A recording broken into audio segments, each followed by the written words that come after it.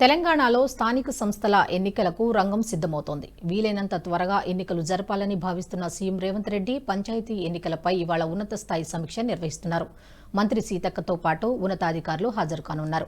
ఈ సమావేశంలో పంచాయతీ ఎన్నికలపై క్లారిటీ రానుంది. రాష్ట్రంలో గ్రామ పంచాయతీల పదవీకాలం జనవరిలోనే ముగిసింది.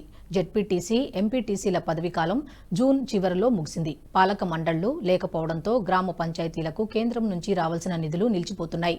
రైతు రుణమాఫీ చేయడంతో ప్రభుత్వంలో ప్రజల్లో సానుకూలత ఉందని కాంగ్రెస్ నేతలు భావిస్తున్నారు. ఈ సమయంలోనే ఎన్నికలు నిర్వహిస్తే కలిసి వస్తుందని సీఎం రేవంత్ రెడ్డి భావిస్తున్నారని తెలుస్తోంది. అయితే ఎన్నికల సమయంలో ఇచ్చిన రిజర్వేషన్ పెంపు అంశం కొంత ఇబ్బందిగా ఉంది.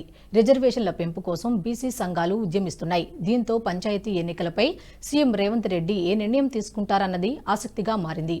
ఈ వీడియో మీకు నచ్చినట్టయితే లైక్ చేయండి, 10 మందికి షేర్ చేయండి. అలాగే కామెంట్ల రూపంలో మీ అభిప్రాయాలను మాతో పంచుకోండి. Nationalist hub group of channels ను సబ్స్క్రైబ్ చేసుకుని తెలుగునాట జాతీయవాద జర్నలిజాన్ని ప్రోత్సహించండి. ఈ వీడియో కింద ఉన్న బెల్ ఐకాన్ పై క్లిక్ చేయడం మర్చిపోవద్దు.